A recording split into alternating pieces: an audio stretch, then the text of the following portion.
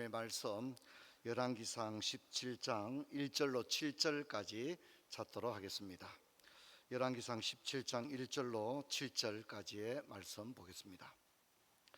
길르앗에 우거하는 자 중에 디셋 사람 엘리야가 아합에게 말하되 내가 섬기는 이스라엘 하나님 여호와께서 살아계심을 두고 맹세하노니 내 말이 없으면 수년 동안 비도 이슬도 아니하리라 하니라. 여호와 말씀이 엘리야에게 임하여 이르시되 너는 여기서 떠나 동쪽으로 가서 요단 앞 그릿 시내가에 숨고 그 시냇물을 마시라. 내가 까마귀들에게 명령하여 거기서 너를 먹이게 하리라. 내가 여호와의 말씀과 같이 하여 곧 가서 요단 앞 그릿 시내가에 머물매 까마귀들이 아침에도 떡과 고기를 저녁에도 떡과 고기를 가져왔고 그 시냇물을 마셨으나 땅에 비가 내리지 아니하므로 얼마 후에 그 시내가 마르니라. 아멘. 그럼 인사하겠습니다. 반갑습니다. 고맙습니다. 지금 제2권사의 여름 신앙수련회가 진행 중인데 제가 설교하고 금방 왔습니다. 본격적인 여름 사역이 이어지고 있습니다. 수고하시는 분들에게 참 고마운 말씀을 드립니다. 우리가 이제 구약 인물을 살펴보는데 오늘 엘리야를 살펴보게 되었습니다. 엘리야는 분열 왕국 시대의 대표적인 선지자 중에 한 사람, 그러면 우리가 엘리야, 엘리사 아마 그렇게 말할 수 있지 않을까 생각됩니다. 도표를 한번 볼까요? 잘 보일지는 잘 모르겠습니다만 저게 이제 남북 이스라엘의 왕들의 역사입니다. 위에 보게 되면 이제 사울 왕, 그리고 다윗 왕, 솔로몬 왕, 이때를 이제 통일 이스라엘 혹은 단일 이스라엘이라고 합니다. 이때는 남북으로 갈라지지 않았을 때입니다. 그리고 이제 여러분 잘 아는 대로 솔로몬 이후에 북이스라엘은 여로보암, 그리고 남유다는 르호보암으로 나누어지게 되는데 이제 누가 먼저 끝이 나죠? 북이스라엘이 먼저 사마리아가 멸망함으로써 아수르에 의해서 멸망이 되게 되고 그 이후에도 이제 남유다는 계속 존속합니다. 그리고 그러나 남유다 역시 결국 예루살렘이 바벨론에 의해서 멸망됨으로써 분열 왕국 시대가 완전히 종결되어지게 됩니다. 오늘 우리가 살펴보려고 하는 것은 이제 여러분 잘 안 보이시겠지만 붉은색으로 밑줄을 그어놓은 아합 왕 시대의 이야기를 여러분과 함께 살펴보러 갑니다. 이제 우리가 아합 그러면 악명 높은 왕이죠. 그렇죠, 그죠? 악명 높은 왕입니다. 북이스라엘의 왕이 19명인데 한 명도 여호와 보시기에 선한 왕이 한 명도 없습니다. 모두가 악한데 그 중에서도 아주 최악의 악을 드러낸 왕이, 대표적인 왕이 아합 왕입니다. 아합 왕의 부인 이름이 뭐죠? 하도 유명하다 보니까 부인 이름도 나오죠. 이세벨이라고 하는 그런 여자가 이 아합 왕의 부인이었습니다. 그래서 어쩌면 이 아합과 이세벨이 활동했던 시기야말로 북이스라엘의 가장 어두웠던 암흑기였다, 이렇게 얘기할 수 있는데 바로 이 시대에 누가 활동을 한 거죠? 바로 엘리야가 활동을 했습니다. 여러분 우리가 솔로몬을 통해 살펴본 것처럼 하나님도 솔로몬에게 어떻게 해요? 두 번, 세 번 경고를 하기 위해 나타나셨거든요. 북이스라엘도 마찬가지입니다. 하나님의 마음은 하나죠. 깨닫고 돌아오기를 원하시는 겁니다. 그래서 여러 가지 방법을 통하여 깨닫고 돌아올 수 있도록 했는데 오늘 성경에 보면 그 방법 중에 하나가 열왕기상 17장에 보면 기근을 주었다, 그렇게 말했습니다. 기근이 임했습니다. 기근은 인간의 힘으로 어떻게 할 수 없는 천재지변입니다. 그럴 때 저들이 깨닫고 뉘우치고 돌이켜서 여호와께 돌아올 수 있도록 하나님이 길을 열어 주었습니다. 물론 그런 하나님께서 기근을 통하여 깨닫는 기회를 주었지만 북이스라엘은 끝끝내 깨닫지 못하고 돌아오지 못합니다. 우상으로 가득 찬 이 북이스라엘에서 엘리야는 참으로 하나님의 선한 선지자로서 부르심에 충성을 다하는 그런 모습을 보여주고 있는데 이 엘리야에 관한 이야기가 굉장히 많습니다. 갈멜산의 엘리야부터 시작해서 이 사르밧 가브와 엘리야의 모습, 또 로뎀 나무 아래의 엘리야의 모습, 그래서 우리가 알고 있는 선지자 가운데 가장 많은 스토리를 우리에게 들려주는 선지자가 엘리야다, 그렇게 이야기할 수 있습니다. 그러나 이제 우리가 이 엘리야를 계속 살펴보기는 어렵기 때문에 오늘 저는 엘리야의 생애와 사역에서 우리가 생각해 볼 만한 것 세 가지 정도를 여러분과 함께 나누려고 합니다. 첫 번째는 시냇가의 까마귀와 가난한 가부입니다. 여러분, 선지자는 메시지와 함께 기쁨과 슬픔, 영광과 절망을 함께합니다. 북이스라엘의 기근이 임할 것이다, 이렇게 메시지를 외쳤는데, 그러면 이렇게 메시지를 외친 엘리야는 아무 상관이 없느냐? 그렇지 않습니다. 자신이 외친 그 메시지에 엘리야 역시 적용을 받았다는 겁니다. 기근이 엘리야를 비껴가지 않았다는 겁니다. 엘리야가 기근을 선포했는데 그 기근이 누구에게도 임하더라고요? 엘리야 자신에게도 임하더라, 그렇게 이야기를 합니다. 한마디로 말해서 열애는 없다는 것입니다. 우리 인생도 마찬가지입니다. 우리 인생에도 열애가 없습니다. 사명의 길을 걷고자 할 때 우리가 이것을 꼭 기억해야 됩니다. 많은 사람들이 예수님의 제자가 되려고 했습니다. 근데 예수님이 뭐라고 합니까? 나를 따라오는 게 쉬운 일이 아니다. 그러면서 예수님이 대표적으로 무슨 얘기를 했죠? 인자는 머리 둘 곳이 없다, 그런 얘기했습니다. 너희들이 내가 뭐가 좋아서 따라오느냐, 너희들이 내가 어떤 점이 좋아서 제자가 되려고 하느냐, 나를 자세히 봐라. 인자는 머리 둘 곳조차 없다. 나는 집 한 채 가지지 못했다. 그런데도 너희들 나를 따라오겠느냐. 예수님이 그렇게 얘기를 했습니다. 여러분, 우리가 하나님의 어떤 사명을 말하는 건 좋습니다. 하지만 여러분, 사명을 가진 사람이라고 해서 하나님이 다 해결해 주는 게 아닙니다.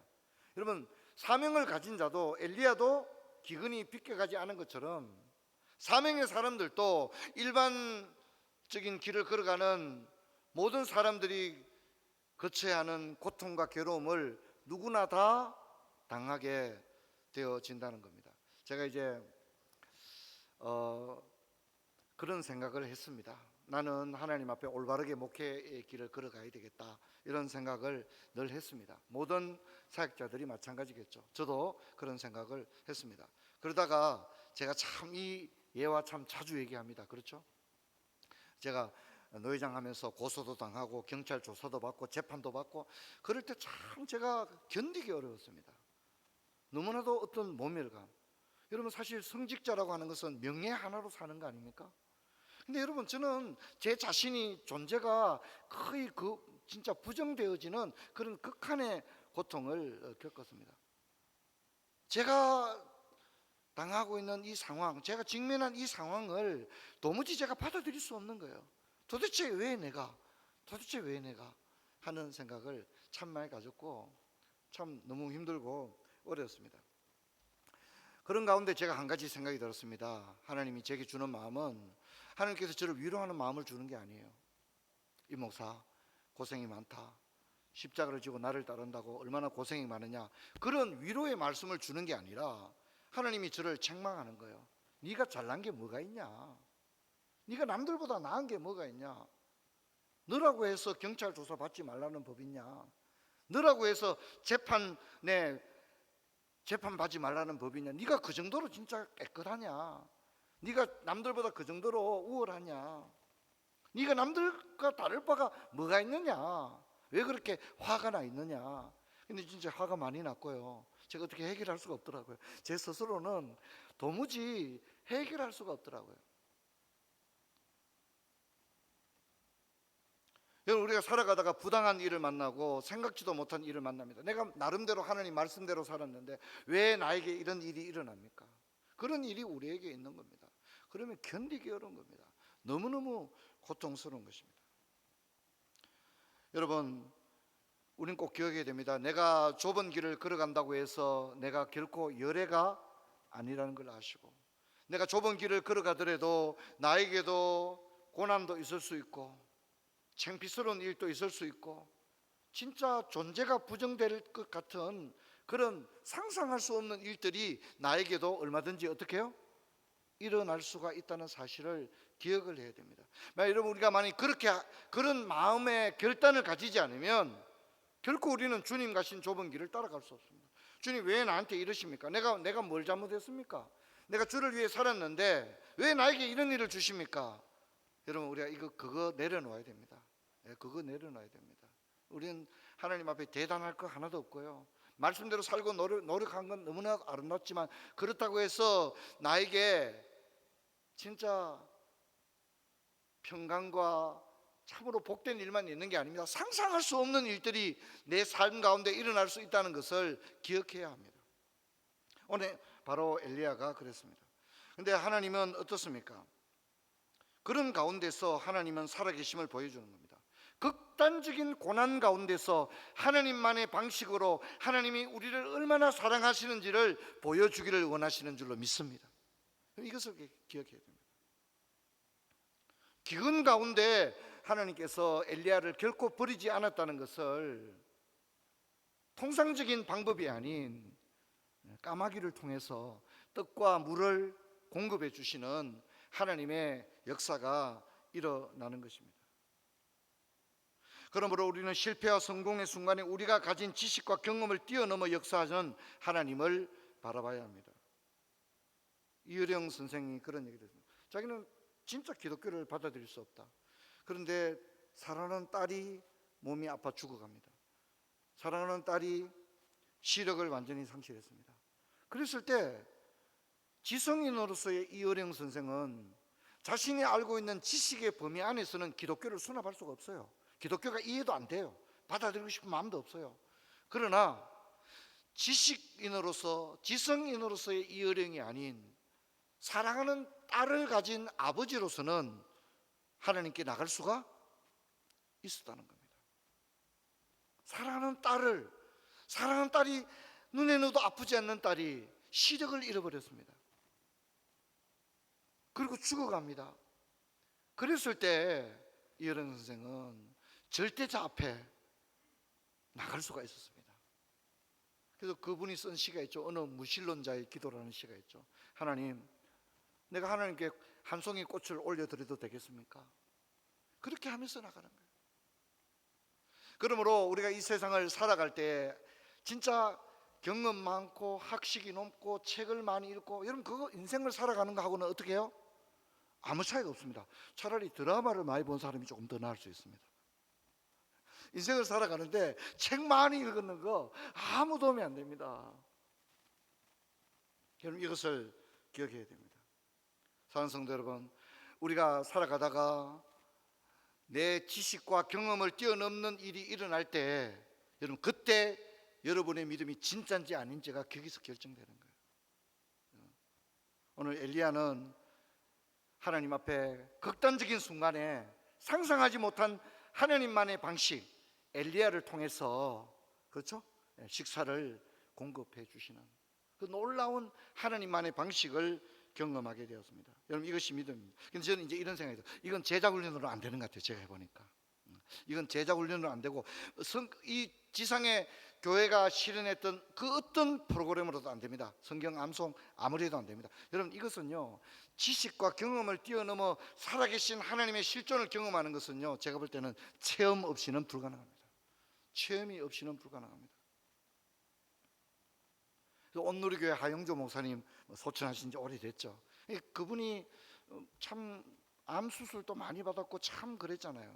근데 이제 그 수술 받고 항암 치료 받는 과정에 제가 세미나를 가서 그 하영조 목사님 말씀을 들었는데 하영조 목사님이 그런 얘기 하시더라고요.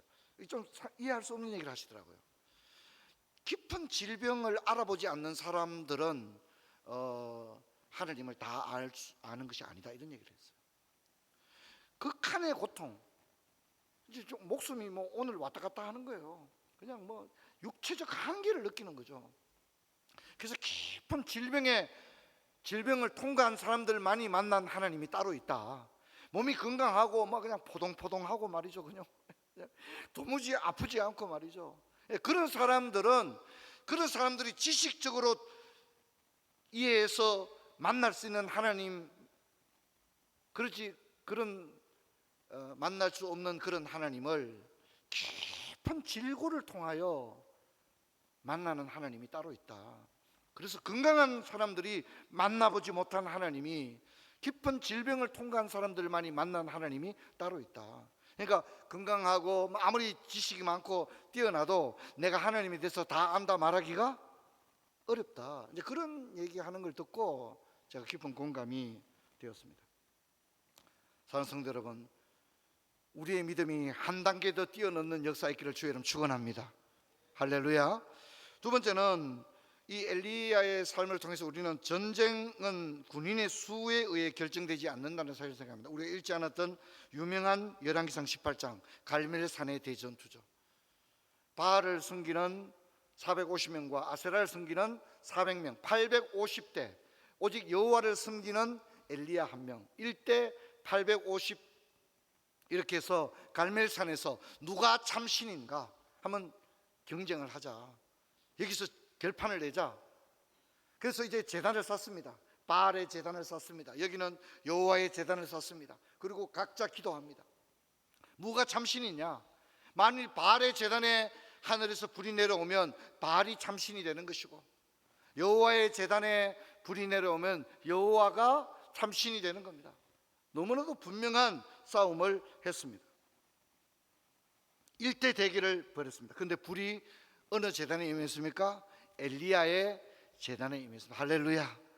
엘리야의 제단에 하늘에서 불이 임했습니다. 여러분, 우리는 종종 진실을 증명하고자 할 때 눈에 보이는 것으로 증명하려고 합니다. 가령 이세벨을 추종했던 우상 숭배자들이 그랬습니다. 그들은 850명이었습니다. 850명. 얼마나 대단한 숫자입니까? 압도적인 숫자였습니다.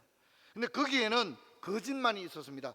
850명의 선지자가 있었지만 그들의 신은 참신이 아니었고, 그들의 신은 가공의 신이었고, 역사하지 않는 신이었고, 힘이 없는 신이었고, 아무런 능력이 없는 신이었습니다.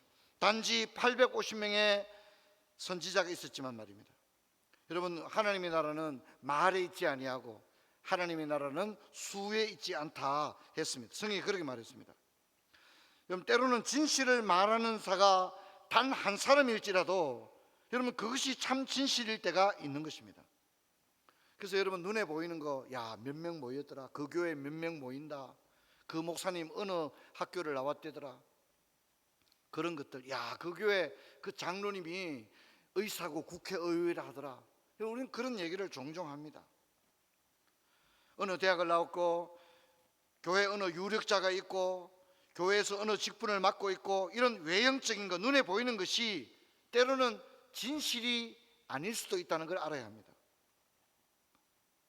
여러분, 우리가 진실을 끝까지 따르기 위해서는 눈을 압도하는 외형적인 것을, 그것에 현혹되지 않는 믿음을 가져야 합니다. 바로 엘리야가 그런 사람입니다. 여러분, 열왕기상 18장의 엘리야의 기도를 성경에 뭐라 합니까? 야고보서의 엘리야의 기도를 뭐라 합니까? 그는 우리와 성정이 같은 사람이로되 라고 말합니다. 엘리야는 우리와 다르지 않습니다. 우리와 똑같은 성정을 가진 사람인데, 그가 비 오기를 위해서 기도하니까 3년 동안 내리지 않는 비가 내렸다고 성경은 이야기를 합니다. 여러분, 믿음으로 기도하는 게 그만큼 대단한 겁니다. 여러분, 그래서 그런 얘기 들어보셨죠? 기도하는 한 사람은 기도하지 않는 한 민족보다 위대하다. 여러분, 그런 얘기했습니다. 여러분, 하나님께서 우리의 기도를 들으시는 줄로 믿습니다. 여러분, 기도하는 한 사람 되기를 주의 이름으로 축원합니다. 그 한 사람의 기도가 위대한 역사를 일으키는 것입니다. 세 번째는 누구나 로뎀 나무가 있다, 이렇게 한번 생각을 해봤습니다. 이런 엘리야였지만, 아합과 이세벨 앞에 위축되지 않고 당당하게 메시지를 선포하던 엘리야였지만, 엘리야가 늘 그렇게 당당하지는 못했다는 겁니다. 그래서 이세벨이 문자 메시지를 보냈습니다. 너 그냥 안 둔다. 내용을 정리하면 너 그냥 안 두겠다는, 손 좀 보겠다 이겁니다. 그렇게 엘리야에게 편지를 보냈습니다. 엘리야가 850명과 싸워 이기던 엘리야였지만, 이세벨이 보낸 그 편지 한 통에 무너져 내리는 겁니다. 아, 나 이제 큰일 났구나. 나 이제 죽겠구나. 지금 여호와를 믿는 사람은 누구밖에 없다고요? 나밖에 없는데 아무도 도와줄 사람도 없고, 야, 나 이제 끝장났다. 나 이제 더 이상 어떻게 할 수 없다. 나 이제 죽는 것 외에는 길이 없겠구나. 그렇게 하나님이 쓰실 때 성령에 충만하고 놀라운 역사를 일으키던 엘리야도 완전히 뭡니까? 두려움에 사로잡혀 버린 것입니다. 두려움이 그를 완전히 압도해 버리는 것입니다. 얼마나 놀라운 사실입니까? 엘리야는 즉각적인 절망과 두려움에 사로잡혔습니다. 그래서 그는 모든 것이 끝났다고 생각하고 이제 광야로 도망을 갑니다. 그리고 로뎀 나무 아래서 뭡니까? 죽는 게 좋겠다고. 나를 죽여주십시오. 지금까지 저 혼자 했지만 이제 아무도 나를 도와줄 사람도 없고, 저는 어차피 이래 죽거나 저래 죽거나 죽을 텐데 차라리 이세벨의 손에 죽는 것보다 하나님 내 생명을 데려가 주십시오. 이렇게 기도를 했습니다. 하지만 하나님은 엘리야를 회복시키시고 일어나 40일을 걸어 하나님의 산 호렙에 이르게 합니다. 그리고 거기서 하나님은 아합 시대에 거룩하고 경건하게 살아가는 사람이 몇 명이나 있다고요? 7,000명이나 있다. 이 사실을 이야기를 해주고 있는 것입니다. 여러분, 우리는 때로는 강합니다. 때로는 못할 일이 없을 것 같습니다. 진짜 자신이 넘칠 때가 있습니다. 하지만 우리 인생의 대부분의 시간은 연약하게 살아갑니다. 힘이 없는 것입니다. 왜 그렇습니까? 그게 진짜 우리 모습이기 때문입니다. 우리가 무슨 힘이 있고 대단하고, 물론 그럴 때가 있습니다. 그때는 우리가 연약함에도 불구하고 마른 막대기 같은 우리를 하나님의 강한 손으로 붙드셨기 때문인 줄로 믿습니다. 내가 강한 게 아니라 하나님이 강하지, 그 강한 손에 붙들렸기 때문에 상상할 수 없는 놀라운 일을 행한 것입니다. 참으로 상상할 수 없는 역사가 일어나는 겁니다. 근데 그것은 내가 대단한 게 아닙니다. 여러분, 우리들 속에는 그 어떤 능력이 내재되어 있지 않습니다. 우리는 마른 막대기 같은 사람들이고 보리떡 한 덩이 같은 그런 존재입니다. 우리가 실존적으로 달라질 게 하나도 없습니다. 여러분, 우리에게도 로뎀 나무가 있습니다. 그렇죠? 예, 우리에게도 로뎀이 있습니다. 진짜 너무 절망스럽고 모든 것을 끝내고 싶은, 하나님 차라리 지금 죽으면 딱 좋겠습니다. 내 생명을 데려가십시오. 누구에게나 로뎀이 있다는 것입니다. 뭔가 잘못돼서 그렇지 않습니다. 우리 주위의 사람이 저렇게 성령 충만하고 얼굴에 해같이 빛나고 그러던 사람이 어느 날 갑자기 얼굴이 완전히 죽었습니다. 그리고 그 입에서는 그 아름다운 찬양이 나오던 입술이라고는 상상할 수 없는 너무나도 불신앙적인 그런 것들이 나올 수가 있습니다. 제가 일전에 한번 얘기했죠. 우리 부모님들, 우리에게는 부모님이 전부고 부모님이 너무 대단하잖아요. 근데 부모님이 나이가 80, 90이 넘어갑니다. 그러면 어떻게 됩니까? 이상한 말을 할 수도 있습니다. 아버지 입에서 이상한 말이 나오고 어머니 입에서 이상한 말이 나올 때, 아이고 우리 아버지 왜 저러나, 우리 어머니 왜 저러나. 그러면 된다고 그랬습니까? 안 된다고 그랬습니까? 그러면 안 된다고 제가 얘기했죠. 그건 그분들이 잘못된 게 아니라 그분들이 뭡니까? 이제 모든 감각과 모든 것이 쇠약할 대로 쇠약해진 거예요.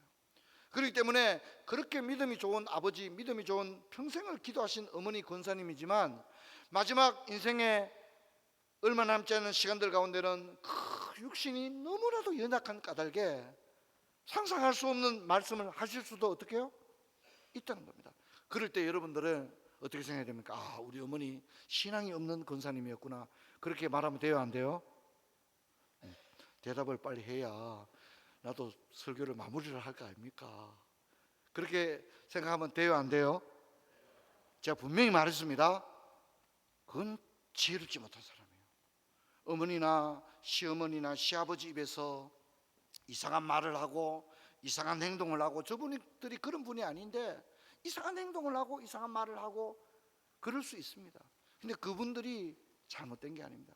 너무나도 연약해지셨기 때문에, 너무나도 연약해지셨기 때문에 그런 말과 그런 행동을 할 수 있는데, 우리가 그것을 어떻게 해요? 비웃거나, 그죠? 예? 판단하거나 그렇게 하는 것은 매우 매우 잘못됐다는 걸 잊지 말아요. 여러분, 제가 그 100일 안 된 아이 한 명 제가 아는 사람 있잖아요. 여러분 잘 알죠, 그죠? 걔가 보내오는 사진을 보면 맨날 침을 질질 흘리고 말이 아니에요.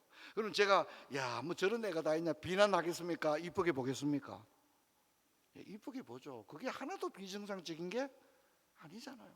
우리 나이가 아직 100일도 안 됐으니까 침도 질질 흘리고 그럴 수밖에 없지 않겠습니까? 그걸 어떻게 비난하겠습니까? 우리 부모님들도 마찬가지입니다. 여러분 믿음의 선배들도 마찬가지입니다. 야, 저 장로님 현역으로 있을 때는 진짜 성령이 충만한 엘리야였는데 나이가 드니까 뭐 좀 이상해 보이는 거예요. 말씀도 한 번씩 이상한 말씀도 하시고. 여러분 그렇다고 해서 우리가 인간적인 잣대로 판단하면 됩니까? 안 됩니까? 그렇게 해서는 안 됩니다. 그렇게 해서는 안 된다는 걸 잊지 말아요. 우리 모두에게는 로뎀이 있습니다. 하지만 로뎀은 우리의 마지막이 되어서는 안 됩니다. 우리에게 로뎀이 있을 수는 있지만 하나님의 뜻은 우리의 인생이 로뎀 나무 아래서 절망 가운데 끝나기를 원하지 않을 줄로 믿습니다.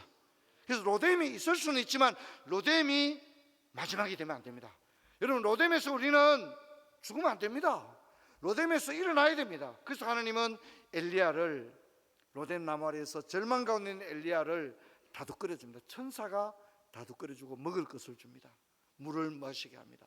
그래서 다시 일어나서 40일 40야를 달려서 하나님의 산 호렙에 이르게 하고, 호렙산에서 하나님이 엘리야에게 놀라운 비전을 보여줍니다.